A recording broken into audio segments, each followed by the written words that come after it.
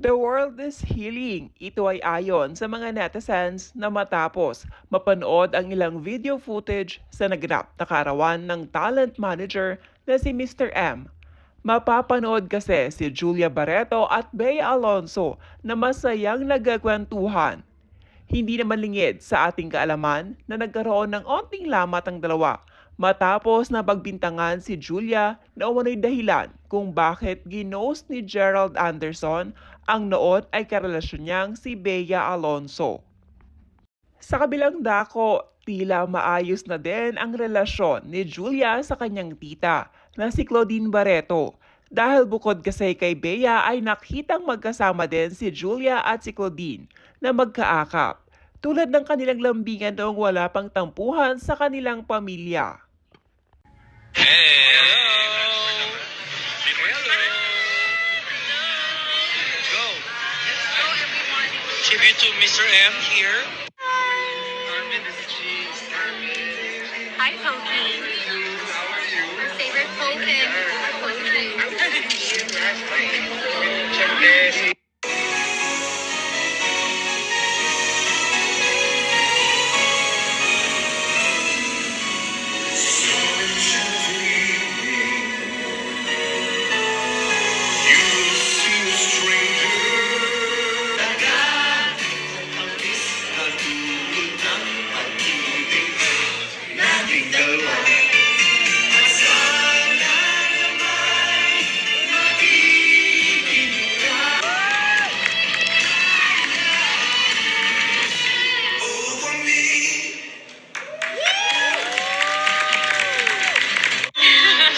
Welcome back. And put in their own gifts of love together so that we can all celebrate me, Johnny, Manala. We thought that the father in showbiz is automatic that would guide you first before Since you become a father figure, it's hard because I don't want to brag about how I become, but yet I want to say the reason why I became who I am, where I am, what I am now is being president.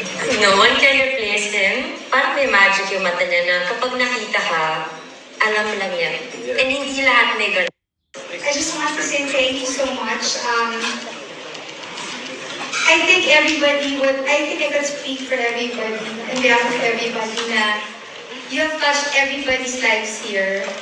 And not only that, person behind the director. And to me, Mr. M, you are a Renaissance man. My conversations with Mr. M were truly engaging. We didn't just talk about work. We talked about arts and culture and history and travels and so many other things. I mean, you learn a lot just by having a conversation with Mr. M. And we collaborated on a lot of things. We also collaborated on career pathing with the artists. Mr. M is also equally known with his tandem with Mario Alberto as the one who discovered and built the future superstars. And generations of Filipinos all over the world are now idolizing the icons who came under the wings of Mr. M and Mario. Thank you very much. Second time. What's great about this starry night is that all of us here, artists, work friends, and family, and I mean all of us are stars here, are really shining all of our light for you tonight. Mr. M, I love you so much.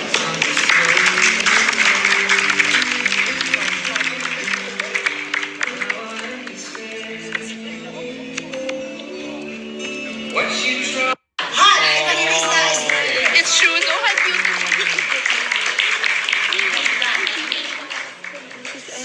I haven't opened any of them. I guess in a sense, all of us here are kind of like an undiscovered love song. A language not really understood by many. Happy birthday, Karen. Thank you. Happy birthday, Mr. M.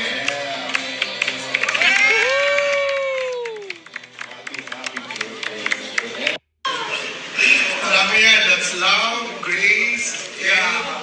Happy people. I hope this is the end of my birthday marathon. But it's really good to see all of you here. All the people I love. I seldom, maybe never, say that I love you.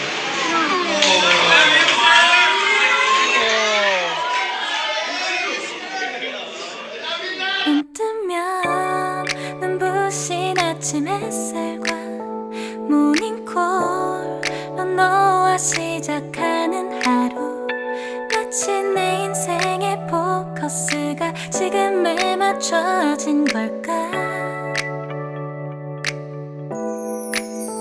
따뜻한 모닝커피의 향기가 오늘 하루도 날 기대하게 만드는 걸.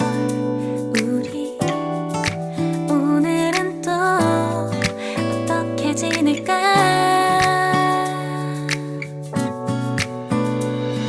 너를 바라만 보고 있어도 좋아.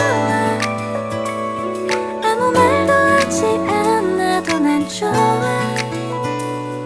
너의 눈만 바라봐도 내 모든 걸 다 알 것 같아.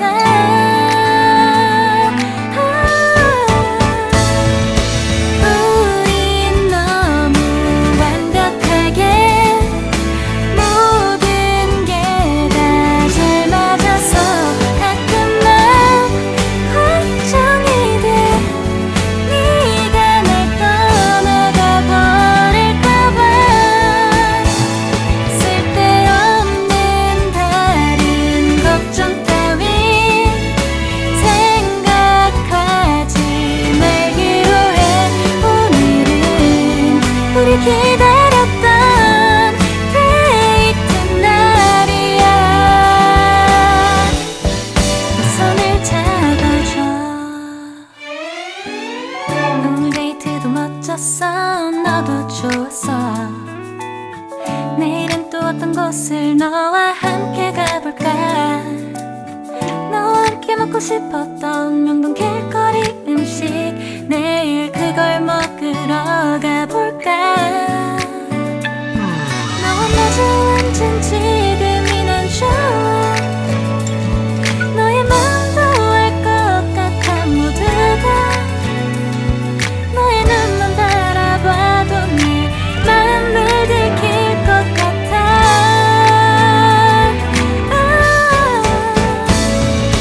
우린 너무 완벽하게 모든 게 다 잘 맞아서 가끔만